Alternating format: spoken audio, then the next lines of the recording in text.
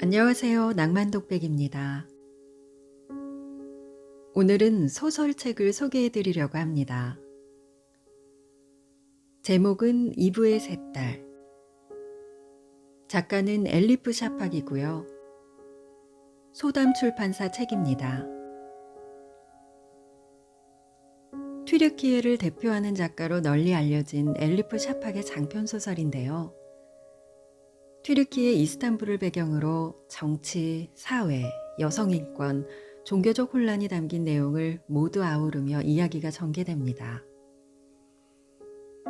소설은 현재와 과거 시점을 오가면서 이야기를 끌어가는데 여러 문제에 직면하고 고민하는 인물에 그대로 몰입하도록 만드는 작가의 필체가 좋았습니다. 그럼 책 읽어드릴게요. 1장 핸드백 2016년 이스탄불 평범한 어느 가을날이었다. 그날 그녀는 문득 자신이 누군가를 죽일 수도 있다는 걸 깨달았다. 이 이야기는 여느 날과 그리 다르지 않았던 그날 밤 시작된다. 납덩이처럼 무겁고 적막한 밤이었다. 아무리 순하고 사랑스러운 여자여도 난관에 봉착하면 꼭지가 돌아서 재앙을 불러올 수 있다는 것을 그녀는 경험으로 알고 있었다. 제 아무리 겉으로 이성적으로 보이는 사람이라 해도 광기를 품고 있지 않은 사람은 없다. 그녀는 자신이 유순하지도 귀엽지도 않다고 생각했다. 그래서 통제력을 잃을 가능성이 다른 여자들에 비해 몇 배는 더 클 수 있다는 것을 잘 알았다. 하지만 솔직히 가능성이라는 건 맞지 않는 말이었다. 한때 이슬람 세계에서 가장 서구화되고 민주적이며 세속주의 국가의 모델이 될 것이라고 여겨졌던 튀르키예도 결국에는 가능성을 보여주지 못한 나라가 되지 않았던가. 어쩌면 그녀의 말 그대로 통제력 상실이라는 가능성을 분출하지 못한 채 속으로 사귀며 살고 있었는지도 모른다. 다행히도 그녀의 인생은 다시 말하면 누군가에게는 운명이라 일컬어지며 코란에서 모든 과거와 미래가 이미 정해져 있다고 하는 그 인생은 그녀가 저지를 뻔한 중대한 실수들로부터 그녀 자신을 보호해 주었다. 짧지 않은 인생이었지만 평생을 그녀는 바르고 정직하게 살아왔다. 어쩌다 한 번 내뱉은 험담과 다른 사람을 행복하게 해주려고 했던 선의의 거짓말을 제외하면 누구에게도 해가 되는 짓을 한 적이 없다고 그녀는 스스로 생각했다. 험담이 종교적으로 죄가 아니라면 남에게 해를 끼치지 않고 살았다는 것도 사실이다. 하지만 그 정도쯤은 누구나 그렇지 않나? 별거 아닌 험담 한마디도 정말로 심각한 죄가 된다면 아마도 지옥구덩이는 입구부터 미어터질 것이다. 그래서 그녀는 안심하고 있었다. 사실 그녀의 근본적인 고민은 인간에 대한 것이라기보다는 신에 관한 것이었다. 그녀가 굳이 따지고 묻는 대상 역시 전부 신이었다.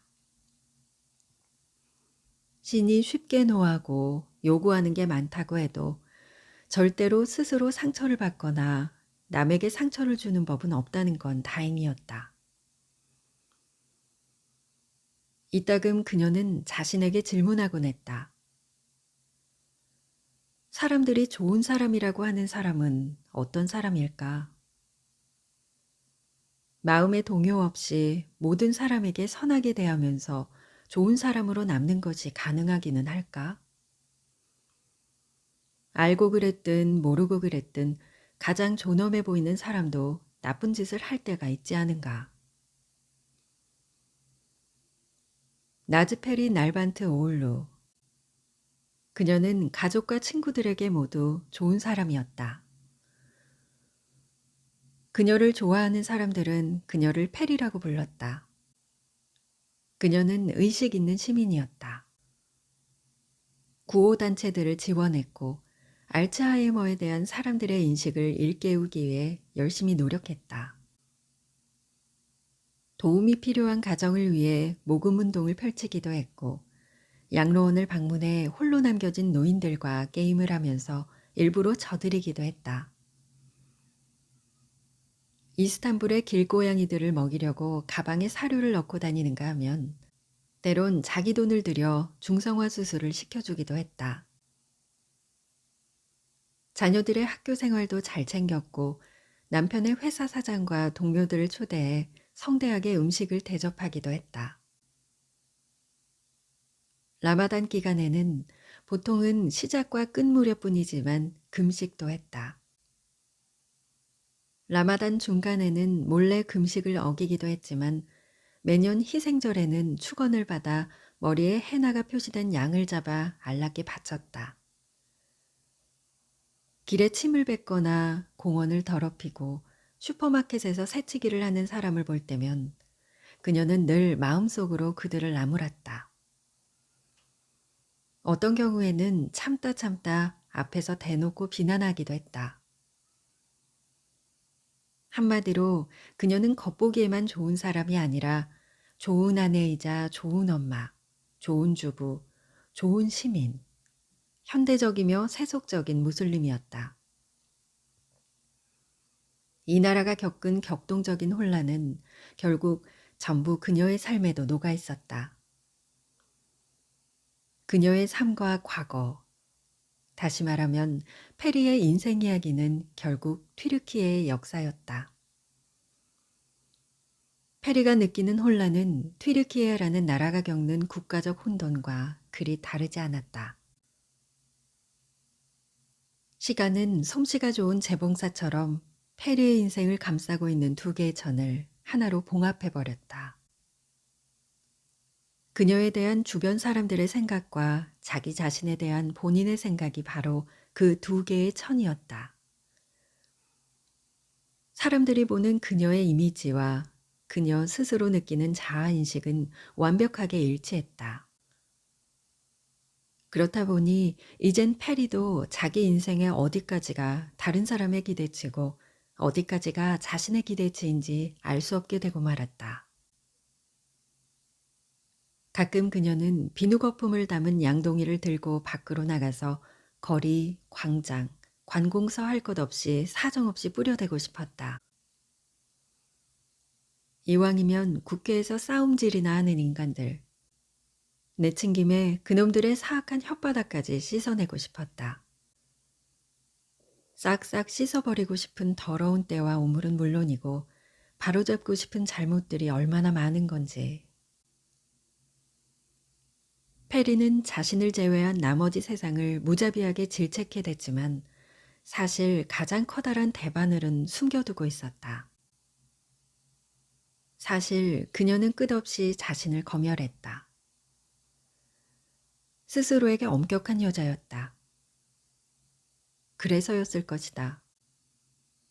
바로 그런 이유로 아쉬운 것 하나 없이 존중받으며 살던 만 35살 여자가 여느 날과 다르지 않은 어느 평범한 날에 예상치 못했던 영혼의 공백과 마주하게 되었는지도 모른다. 한참이 지나고 나서야 이 모든 건 교통체증 때문이었어 라고 변명처럼 둘러댈 것이다. 거대한 이 도시는 어마어마한 공사 현장으로 변해가고 있었다. 이스탄불에서는 무계획적인 개발과 도시 팽창이 끝없이 계속되었다.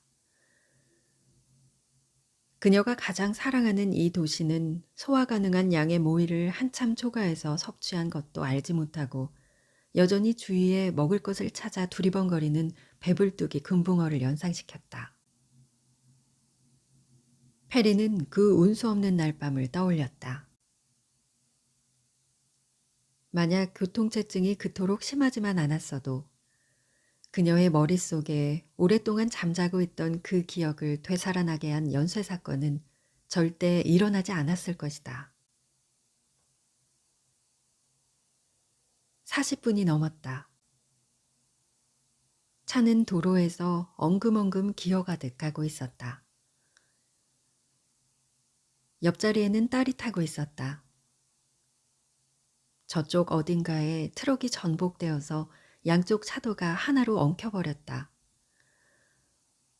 온갖 다양한 자동차 모델들이 뒤엉킨 채 길이 뚫리기만을 기다렸다. 교통 상황은 악당이 들고 있는 요술 지팡이 같았다. 분침은 시간 단위로, 사람은 짐승으로, 이성 파편들은 광기로 바꾸어 버리는 요술 지팡이 말이다. 물론 이스탄불은 이런 것들에 아무런 관심이 없었다. 시간, 혼돈, 그리고 광기에도 이스탄불은 아무렇지도 않았다.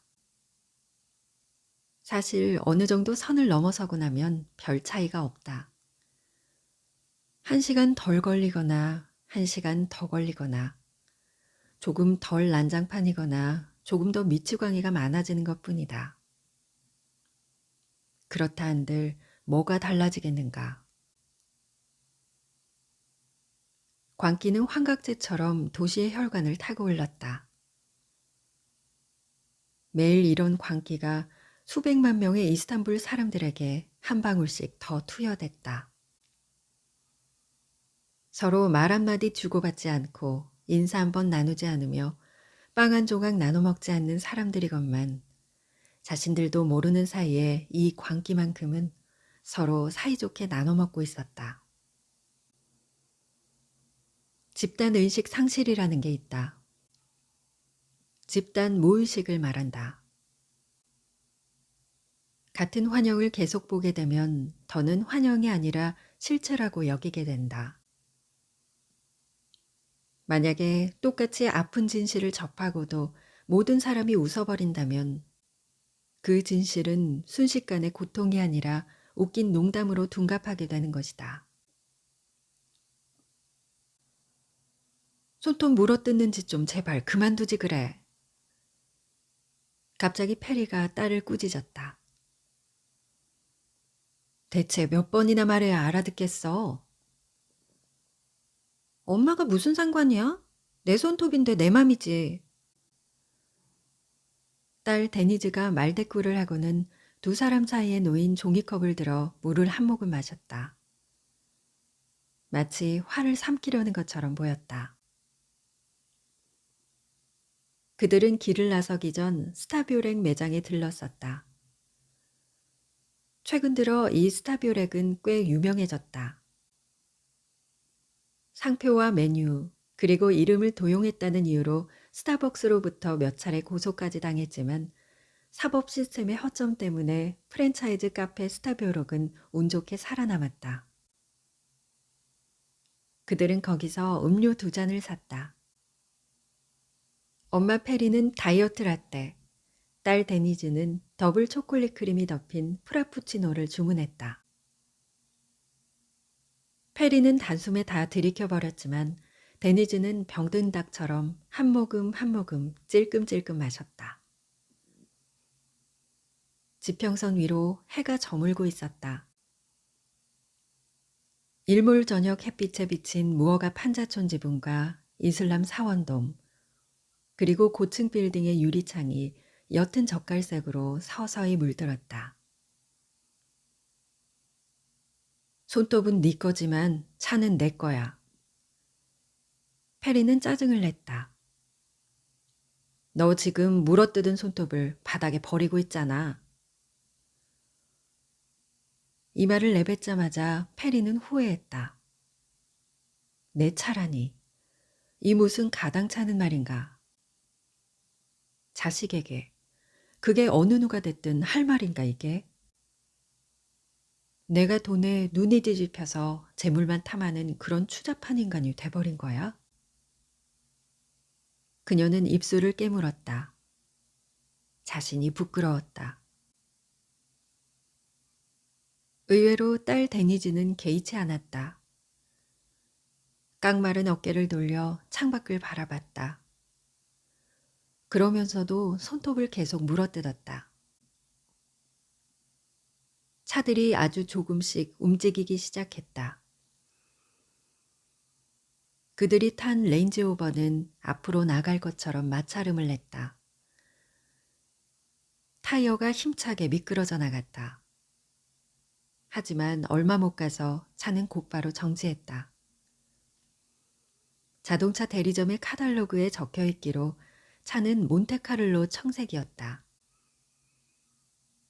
카탈로그에는 다른 명칭 색상도 있었다.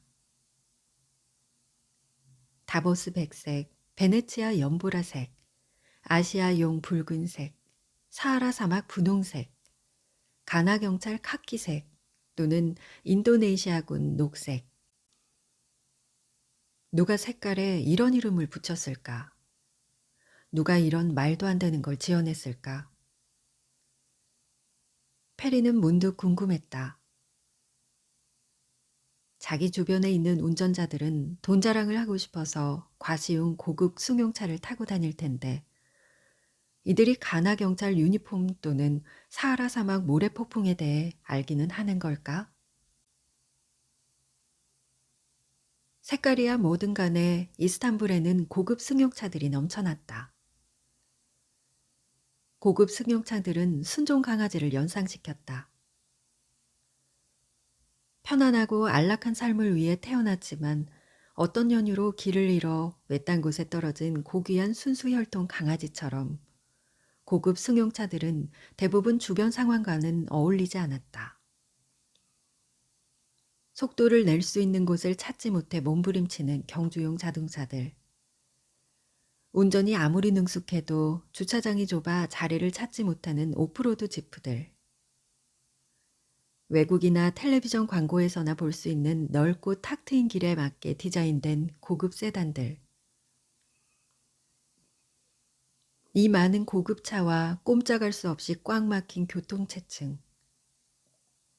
아무리 멋을 내본들 기반시설은 턱없이 부족한 도시였다. 엄마인 페리가 말했다. 어디서 내가 봤는데 우리가 세계에서 꼴찌래. 뭐가? 교통 말이야. 교통체증으로 세계 1위라고 그러네. 카이로보다도 안 좋다나 봐. 게다가 델리보다도 더 심하대. 우리가 인도를 제친 거야. 비록 페리가 카이로나 델리에 가보지 않았다고 해도 그건 그리 중요한 게 아니었다. 이스탄불이 그런 변두리 도시들보다는 더 문명화되었다는 점에 대해서 페리는 조금도 의심하지 않았다. 어쨌든 이스탄불은 유럽을 바로 코앞에서 마주보고 있지 않은가. 이렇게 인접해 있다는 것만으로도 의미가 있지 않을까. 한 발을 유럽의 대문에 걸쳐두고 들어가 보려고 온 힘을 다해 밀어붙여 보아도 될 만큼 유럽은 지척에 있었다. 하지만 아무리 고개를 숙이고 몸을 굽혀도 들어갈 수 없을 만큼 그 문은 좁기만 했다. 유럽은 끊임없이 코앞에서 문을 걸어 잠갔다. 멋지네. 끝내주는데? 딸 데니즈가 대꾸했다. 뭐가 끝내줘? 페리는 기가 찬 듯 물었다. 좋잖아. 적어도 하나는 세계 1위를 했잖아. 그럼 된 거 아니야? 둘의 관계는 줄곧 이런 식이었다. 엄마인 페리가 어떤 주제에 대해 생각을 말하면 딸 데니즈는 그 즉시 반박하고 맞섰다. 아무리 페리의 말이 옳고 논리적이라 할지라도 딸은 그녀의 말을 무조건 반박했다. 그랬다. 데니즈는 13살이었고 이 나이 또래 아이들은 부모의, 특히 엄마들의 영향력에서 벗어나려고 했다. 페리는 이 사실을 알고 있었고 한편으로 이해도 할 수 있었다. 한 가지 이해가 되지 않는 건 데니즈가 왜 이렇게까지 분노에 차 있는지였다. 가여운 페리는 인생 그 어느 순간에도 사춘기에도 이렇게까지 신경질을 부리고 반발하지는 않았었다. 오히려 힘든 사춘기를 보낸 건 페리였다. 환경이 더 좋지 않았다. 페리의 어머니는 페리에 비하면 사려 깊거나 이해심이 많은 분도 아니었다. 그렇지만 사춘기 시절 페리는 엄마에게 이렇게까지 거품을 물고 대들지는 않았다. 페리는 딸이 한 번씩 대들 때마다 어찌할 바를 몰랐다. 과거 어린 시절 자신이 엄마에게 마음껏 화를 내지 못했던 것 때문에 오히려 스스로에게 화가 나기도 했다.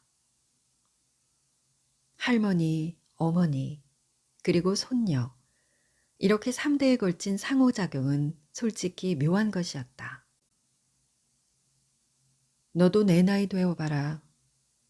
너도 이 도시에 대한 인내심이 한계에 이를 거야. 페리는 중얼거렸다. 내 나이가 되면 데니즈는 비아냥거리며 엄마 흉내를 냈다. 옛날에는 이런 식으로 말하지 않았잖아. 왜냐하면 옛날에는 이 정도로 엉망진창은 아니었으니까. 갈수록 모든 게 다 엉망이 되니까 그렇지. 아니야, 엄마. 그래서 그런 게 아니지. 엄마가 나이를 먹어서 그래. 자기가 비꼬고 있다는 걸 숨기지 않는 목소리로 데니즈가 말했다. 사람을 늙게 하는 건 나이가 아니야. 요즘 세상에서는 말투나 패션이지. 엄마 꼴을 좀 봐. 세상에, 내 꼴이 어때서? 침묵이 흘렀다. 페리는 불안한 듯 자신이 입고 있던 옷을 훑어봤다. 신경을 써서 꾸밀 만큼 꾸몄다. 페리는 보라색 실크 옷에 비주와 수가 놓인 재킷을 입고 있었다. 새로 개업한 쇼핑센터 바로 옆에 오픈한 마치 하나가 다른 하나를 낳은 것처럼 생긴 그 쇼핑센터에서 산 고가의 정장이었다.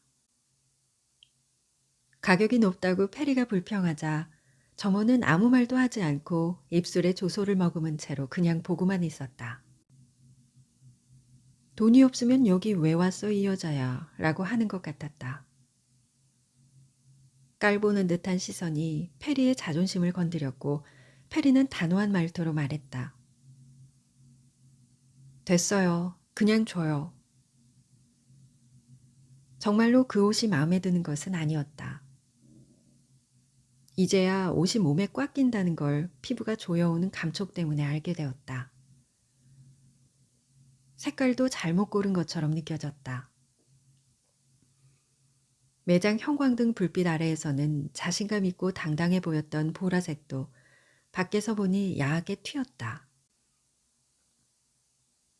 사실 이런 건 다 무의미한 생각들이었다. 왜냐하면 그렇다고 집으로 다시 돌아가서 옷을 갈아입을 만한 시간도 없었기 때문이다. 페리와 딸 데니즈는 최근 4년에서 5년 사이 엄청난 성공을 거둔 사업가의 해안가 저택에서 열리는 만찬에 초대를 받아 가는 중이었다. 그 사업가의 성공이 튀르키예에서는 그리 특별한 건 아니었다. 이스탄불은 젊은 나이에 부자가 된 사람들로 넘쳐났다. 그들은 가능한 한 단순한 방법으로 빨리 돈을 벌고 싶어 하는 부류의 사람들이었다. 그녀는 밤 늦은 시간에야 끝이 나는 저녁 초대가 싫었다. 그냥 놔두면 집에서 몇 시간이고 소설책에 머리를 파묻고 보내는 쪽을 택했을 것이다. 그녀는 책을 좋아했다. 그것도 아주 광적으로. 세상과 그녀 사이는 어휘들로 연결되어 있었다. 페리는 외로움을 타지 않았다. 이스탄불에서는 외로움도 쉽게 만나기 힘든 은총이었다. 반드시 참석해야 하는 중요한 행사 또는 급한 일들이 항상 따라다녔다. 이 사회는 마치 혼자 있는 걸 무서워하는 어린아이처럼 쉴 새 없이 사람들과 어울리게 했다. 부르주아들의 식탁에서 오가는 수많은 가식적인 말들과 음식들, 담배, 잡담, 정치, 명품 신발과 명품 옷들. 그 중에서도 가장 중요한 건 디자이너 손에서 막 출시된 핸드백이었다. 페리는 여자들이 치장에 집착하는 걸 도무지 이해할 수가 없었다. 어떤 여자들은 핸드백을 저 멀리 전쟁터에서 쟁취해온 전리품이라도 되는 것처럼 과시했다. 사람들은 어떻게, 왜, 가죽 조각 따위를 소유했다고 으스대는 거지? 게다가 당연히 진품과 짝퉁이라는 문제도 있었다. 이스탄불의 중산층과 부자 부인들은 모조품을 살 때 다른 사람의 눈에 띄지 않으려고 그랜드 바자르나 그 주변 허름한 가게로 직접 가지 않았다. 대신 가게 주인들을 집으로 불렀다.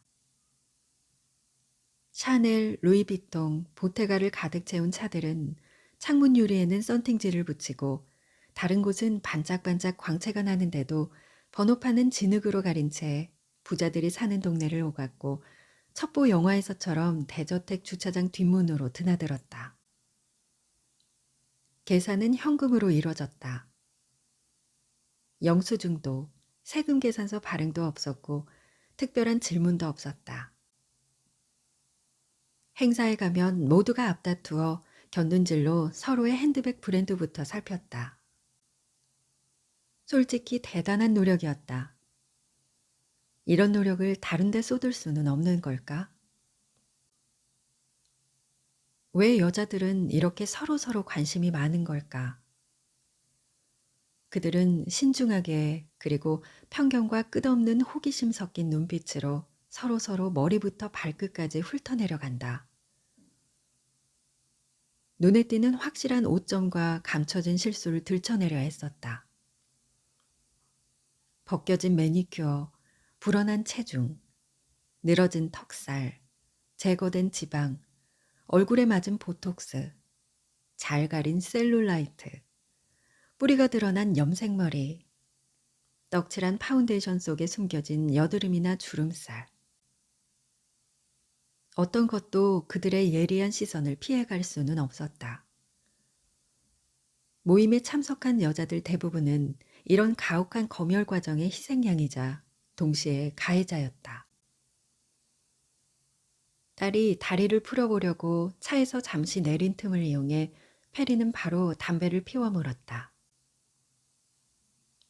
담배를 끊은 지 10년이 넘었지만 최근 들어 다시 담배를 가지고 다니기 시작했다.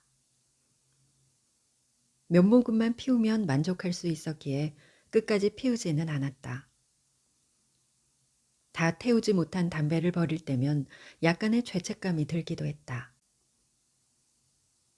담배를 피운 다음에는 냄새를 없애려고 그다지 좋아하지 않는 민트껌을 씹었다. 껌 종류가 정치 권력을 대변한다면 민트껌은 파시즘인 게 확실해. 그녀는 항상 생각했다. 전체주의적이고 엄격하고 비효율적인 파시즘 말이다.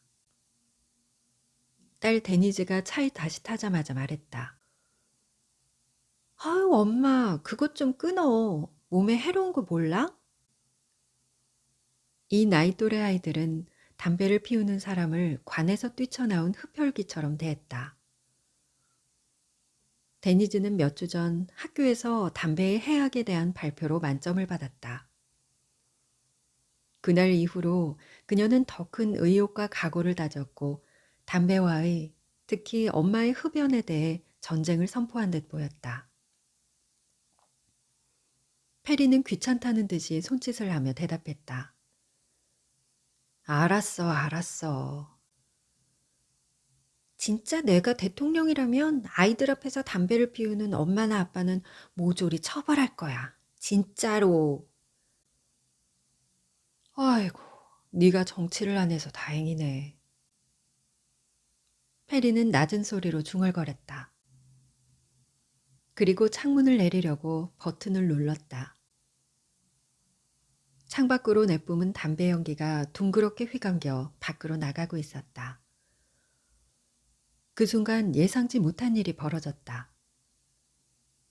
바로 옆에 있던 차로 연기가 들어가 버린 것이다. 창문이 열려 있었다. 이 도시에서 절대 피할 수 없는 게 있다면 아마도 이렇게 타인들과 뒤엉켜 살아야만 한다는 것 아닐까? 보행자들은 길에서 한 몸처럼 걸어가야 하고 여객선에서는 사람들 사이에 꽉 낀 채로 앉아 있어야 한다. 버스와 지하철도 사람들을 나란히 붙여놓은 듯 보였다. 사람들은 몸뚱이를 서로 부딪히고 스쳐야만 했다. 마치 바람에 날아가는 민들레 씨앗들처럼. 옆차에는 남자 2명이 타고 있었다. 두 남자가 동시에 페리를 향해 씩 웃어 보였다. 이스탄불에 사는 모든 여자에게는 입문자를 위한 가부장제 사전이 필수다. 이 사전에 따르면 여자가 모르는 남자의 얼굴에 또는 차에 담배 연기를 뿜는다는 건 공개적인 성적 유혹으로 해석된다. 이 사실이 떠오르자 순간 페리의 얼굴에 핏기가 사라졌다. 이 도시는 당장 폭풍이 몰아칠 바다 같다. 그 아래 뭐가 숨어 있는지 알 수 없이 무리로 우뚝 솟아있는 빙하 같은 남성들 사이에서 여자들은 언제나 조심스럽게 그리고 방어 경계를 늦추지 않은 채 항해해야 했다. 남녀 평등은 말로도 그렇지만 실제로도 존재하지 않았다. 이런 문화에서 여자들은 눈을 계속해서 아래로 깔고 살아야 했다. 정숙한 여자라는 걸 보여주기 위해서는 가능한 한 고개를 숙여야 했다. 그래야 좋은 여자였다. 그렇게 고개를 숙이고 어떻게 차를 운전하며 어떻게 길에서 걸어 다닐 수가 있겠는가. 물론 이것은 또 다른 문제였다.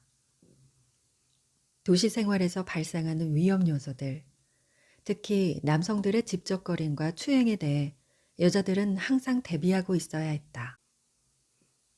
솔직히 어떻게 여자들이 고개를 숙이고도 사방을 잘 살피라는 건지 페리는 이해할 수가 없었다. 페리는 옆차에 있는 남자들에게서 벗어나기 위해 곧바로 담배를 길바닥에 던져버리고 서둘러 창문을 올렸다. 마침 그때 신호등이 빨간불에서 파란불로 바뀌었다. 그런데도 차들은 그대로 있었다. 그 어떤 차도 움직이지 않았다. 그때 페리는 길 한가운데로 걸어 들어가고 있는 한 불황자를 보았다. 장대처럼 키가 큰 남자였다. 뼈가 앙상한 얼굴에 이마에 잡힌 주름살 때문에 실제보다 더 나이가 들어 보였다.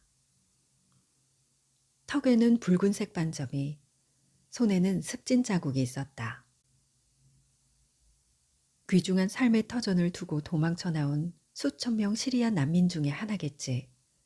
페리는 생각했다. 우리 같은 이스탄불 사람일 가능성도 반반이겠지. 튀르키예인 또는 쿠르드인, 아니면 아랍인, 그것도 아니면 집시. 어쩌면 이 모든 것에 다 속하는 사람일지도.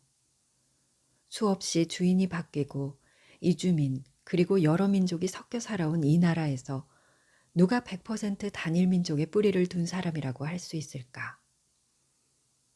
물론 자신과 자신의 자녀들에게 대놓고 거짓말을 하는 게 아니라면. 불황자의 발은 말라붙은 진흙 자국으로 뒤덮여 있었다. 깃을 세운 낡아빠진 외투는 때가 묻어 거의 검은색으로 변해 있었다. 그는 페리가 버린 립스틱 묻은 반쯤 남은 담배를 주워 기분 좋게 피웠다. 그의 눈빛은 오만하고 도전적이었다.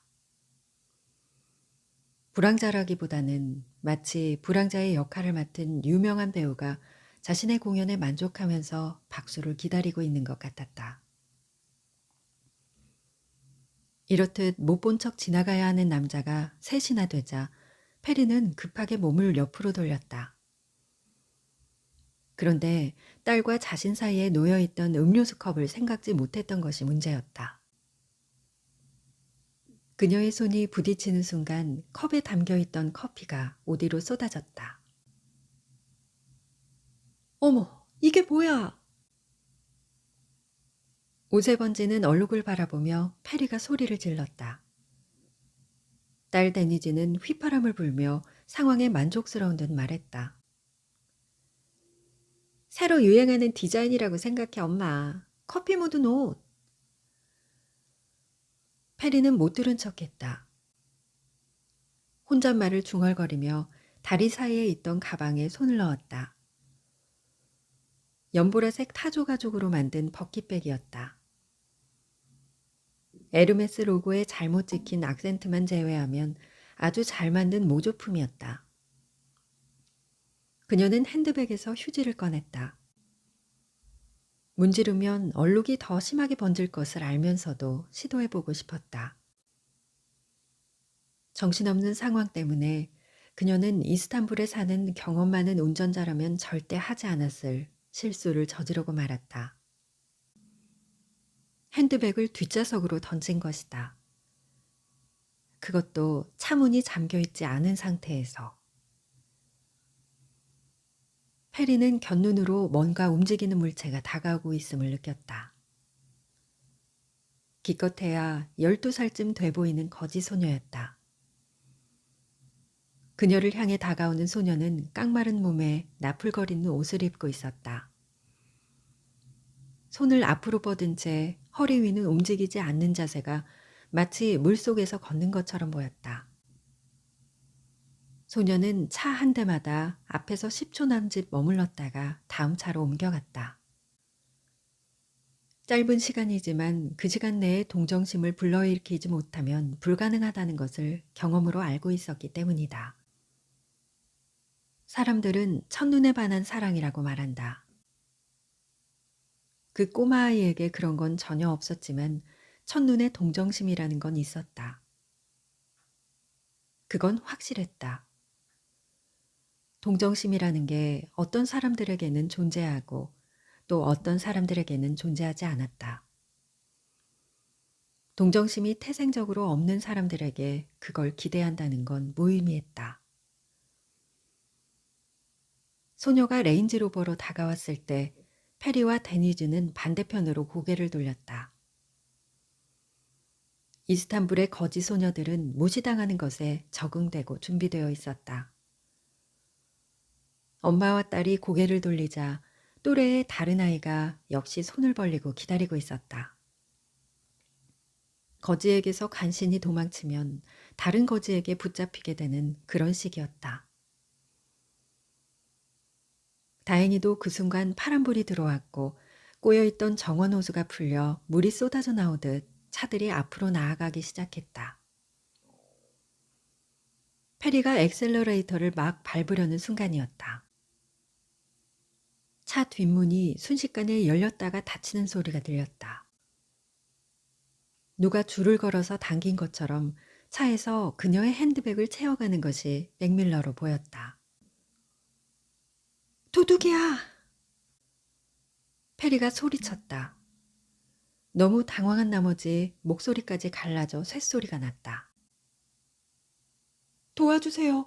핸드백을 훔쳐갔어요. 도둑이야! 뒤에 있던 차들은 무슨 일이 일어났는지 모르지만 그저 한시라도 빨리 가는 것 말고는 안중에 없었다. 미친 듯이 경적을 울려댔다. 누구도 도와줄 의사가 없는 게 분명해 보였다. 페리는 잠깐, 정말 잠깐 멈칫했다. 순간 핸들을 능숙하게 돌려서 차를 인도에 올리고는 비상등을 켰다. 엄마, 뭐 하는 거야? 미쳤어? 페리는 대답하지 않았다. 설명할 시간이 없었다.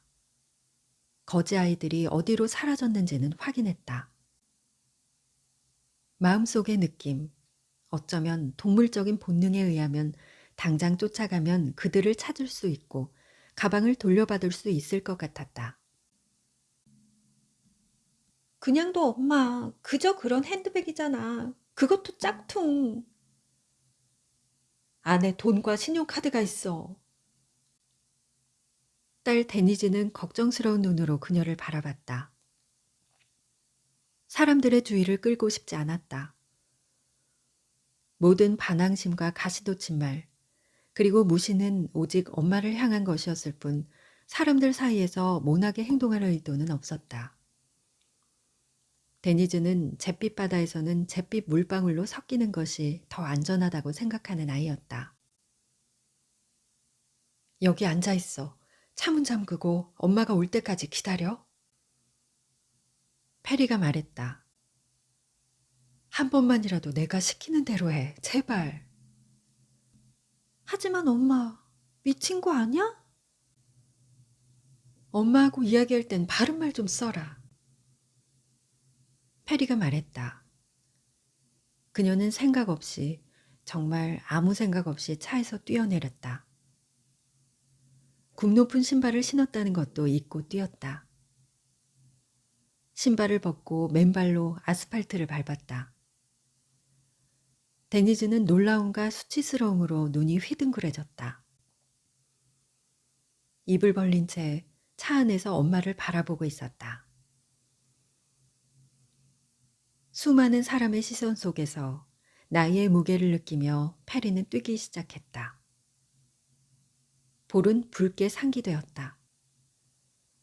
뛰고 있는 여자는 아내이자 주부이며 새 아이의 엄마였다.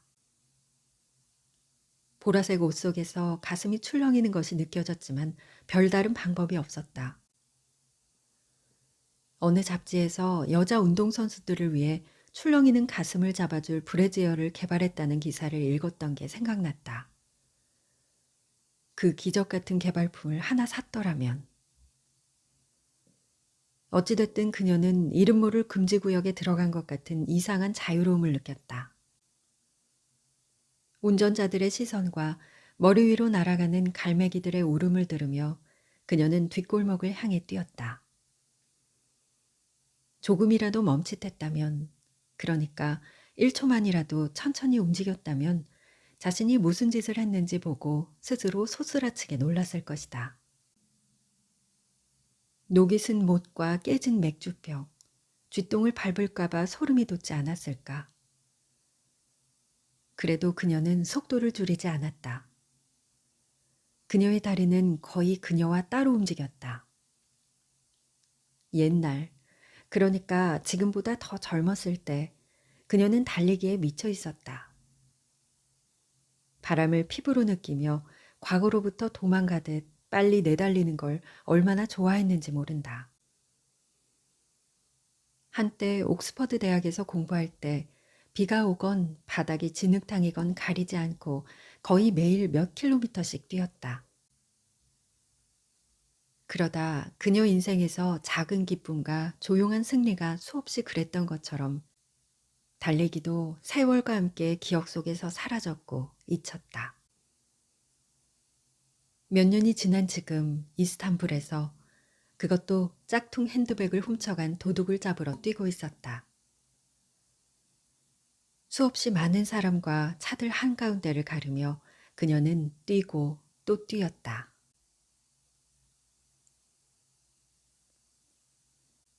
들어주셔서 감사합니다.